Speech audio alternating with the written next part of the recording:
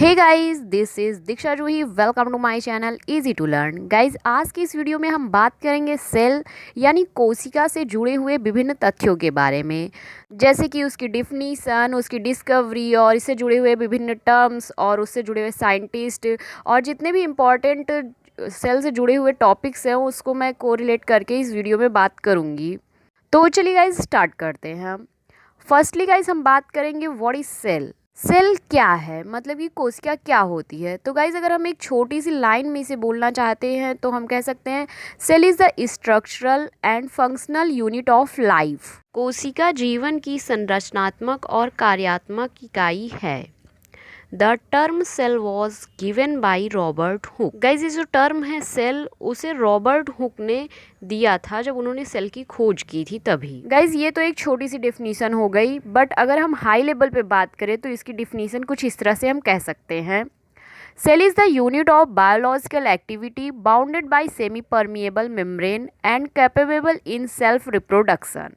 इसका मतलब है गाइस, कोशिका जैविक गतिविधियों की इकाई है जो कि अर्धपारगम्य झिल्ली द्वारा बंधी हुई होती है और यह सेल्फ रिप्रोडक्शन यानी स्वतः प्रजनन में भी सक्षम होती है। नेक्स्ट अब गाइज, हम देख लेते हैं स्टडी ऑफ सेल यानी कोशिका का अध्ययन क्या कहलाता है, या फिर यह कोशिका वर्ड कहाँ से आया है, इसकी ब्रीफ हिस्ट्री क्या है, ये देख लेते हैं। The branch of biology which deals with the study of cell and its organization is known as cytology. Guys, जीव विज्ञान की वह शाखा जिसके अंतर्गत हम कोशिका तथा उसकी संरचना का अध्ययन करते हैं उसे साइटोलॉजी कहा जाता है। The term cyto is derived from the Greek word kaitos, meaning hollow as a cell or container. From the same root come the combining form cyto and the suffix cyte, which similarly denote a cell. Then if we will see the word cytology, then cyto means hollow as like a cell or container and logy means study. So we can say cytology means study of cell. Guys, ये जो शब्द cyto है ये Greek word काइटोस से लिया गया है जिसका अर्थ होता है हॉलो यानी कि खोखला, एक सेल या फिर कंटेनर के रूप में। और गाइज, इसी से मूल रूप में उत्पन्न हुआ है शब्द साइटो और यह प्रत्यय साइट एक कोशिका को दर्शाता है। अतः गाइज, जो साइटोलॉजी है उसमें साइटो का मतलब होता है हॉलो यानी कि खाली, एक सेल की तरह, और लॉजी का मतलब होता है अध्ययन करना। और हम इसको एक साथ कह सकते हैं विज्ञान की वह शाखा जिसमें हम साइटो यानी कि सेल का अध्ययन करते हैं। The term cytology was first coined by हर्टविग in 1892। Guys, ये जो शब्द है साइटोलॉजी इसे सबसे पहले हर्टविग ने दिया था। गाइज, इन्होंने एक सेल्स एंड टिश्यूज नामक बुक भी लिखी थी, इसे आप चाहें तो डिनोट करके लिख सकते हैं। नेक्स्ट गाइज, अब हम देखते हैं discovery of cell. Means guys, कोशिका की खोज कैसे हुई, कैसे शुरुआत हुई, इसकी थोड़ा संक्षिप्त में देख लेते हैं हम। Cell was first discovered by Robert Hooke in 1665, which can be found to be described in his book Micrographia.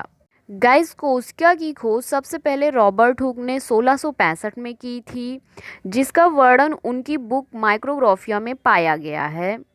Robert Hooke discovered cells while examining thin slice of cork through a self-designed microscope. Guys, Robert hook ने स्वयं से बनाए हुए microscope से cork की एक पतली slice की जांच करते हुए कोशिका की खोज की थी। गाइज, थोड़ा ध्यान में रखिएगा, ये जो रॉबर्ट हुक ने जिस कोशिका की खोज की थी वो मृत थी। Robert Hooke is also known as father of cytology. Guys, Robert Hooke को साइटोलॉजी यानी कोशिका विज्ञान का जनक भी कहा जाता है। Marcello Malpighi studied animal and plant cells, tissues, organs and wrote a book Microscopic Anatomy. Guys, Marcello Malpighi जो कि एक इटालियन साइंटिस्ट थे, उन्होंने एनिमल्स और प्लांट्स की कोशिका यानी कि सेल और टिश्यूज़ यानी ऊतक और ऑर्गन्स यानी अंगों का अध्ययन किया और एक किताब लिखी, उसका नाम था microscopic anatomy. The first living cell was observed by Antonio von Leeuwenhoek in 1674. जो पहली जीवित कोशिका थी उसको एंटोनी वॉन लिवेनहॉक ने 1674 में देखी थी। He designated the first light microscope and he observed sperm of human, blood cells, muscle cells, bacterial cells, protozoan, yeast cell, hydra etc. Guys, इन्होंने पहला लाइट माइक्रोस्कोप बनाया था और इन्होंने cells of sperm of human यानी कि जो मनुष्य के स्पर्म यानी कि शुक्राणु होते हैं उनकी कोशिका को, और मांसपेशियों की कोशिका को, जीवाणुओं की कोशिका को, प्रोटोजोअन्स में ईस्ट की कोशिका को और हाइड्रा आदि की कोशिकाओं को उसमें देखा था। और गाइस, ये पहली बार था जब किसी ने जीवित कोशिकाओं को देखा था। So Antonie van Leeuwenhoek is known as father of microbiology and bacteriology. Guys, ये जो एंटोनी वॉन लीवेनहॉक हैं इन्हें फादर ऑफ माइक्रोबायोलॉजी यानी सूक्ष्म जीव विज्ञान के पितामह या जनक के रूप में जाना जाता है। Rudolf Virchow in 1855 formulated a aphorism that is omnis cellula e cellula, which means new cells arise from pre-existing cells। Guys, Rudolf Virchow ने 1855 में एक कहावत कही थी, ओमनीस सेलुला ई सेलुला। गाइज, इसका मतलब था नई कोशिकाएं पहले से मौजूद कोशिका से ही उत्पन्न होती हैं। गाइज, थोड़ा नोट डाउन करके लिख लीजिएगा या समझ लीजिए। Pre existing cells arise during the fusion between ova and sperm in the form of zygote. और गाइज, ये जो प्री एग्जिस्टिंग सेल्स होती हैं वो ओवम और स्पर्म में फ्यूजन के दौरान जाइगोट के रूप में बनती हैं। और गाइज, रुडोल्फ विर्चाउ को फादर ऑफ मॉडर्न पैथोलॉजी के रूप में जाना जाता है। नेक्स्ट गाइज, अब हम देख लेते हैं बड़ी कोशिका, छोटी कोशिका और लंबी कोशिका ये सब कैसे हैं, कौन कौन सी हैं, इन्हें देख लेते हैं। Cell of bacteria mycoplasma gallisepticum is the smallest cell. Means guys, सबसे छोटी कोशिका बैक्टीरिया माइकोप्लाज्म गालसेप्टिकुमा की होती है। And the cell of ostrich egg is the biggest cell. Guys, ostrich egg यानी शुतुरमुर्ग के अंडे की कोशिका सबसे बड़ी कोशिका होती है। And guys, if we will talk about human being then female ova is the biggest cell in the human being. और गाइज, यदि हम ह्यूमन बीइंग में बात करें तो सबसे बड़ी कोशिका फीमेल्स के ओवा यानी अंडाणु की होती है। And male sperm is the smallest cell in human being. Guys, जो मेल का स्पर्म यानी शुक्राणु होता है वो सबसे छोटी कोशिका होती है। Guys, the largest cell in human being is neuron, that is a brain cell. और गाइज, सबसे लंबी कोशिका मनुष्य के न्यूरॉन यानी ब्रेन सेल्स की होती है। गाइज, थोड़ा नोट डाउन कर लीजिएगा, ये जो न्यूरॉन सेल्स होती हैं इनमें कभी सेल डिवीज़न नहीं होता है। गाइस, सेल डिवीज़न का मतलब होता है कि एक पेरेंट सेल से दो डॉटर सेल्स का बनना। गाइस, इसके बारे में मैं नेक्स्ट वीडियो में डिटेल में बात करूँगी।